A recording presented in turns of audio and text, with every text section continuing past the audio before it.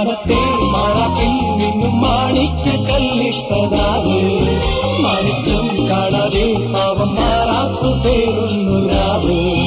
മാനത്തെ മഴപ്പിൽ നിന്നും മാണിക്ക കല്ലിട്ടതാവ് മാണിക്യം കാണാതെ പാവം മാറാത്തു പേരുന്നു രാവ് വെള്ളിപ്പൂവാമ്പൽ ചെണ്ടിലിരുന്ന് കാത്തിനോട് പറഞ്ഞാടി അല്ലിപ്പൂത്താലം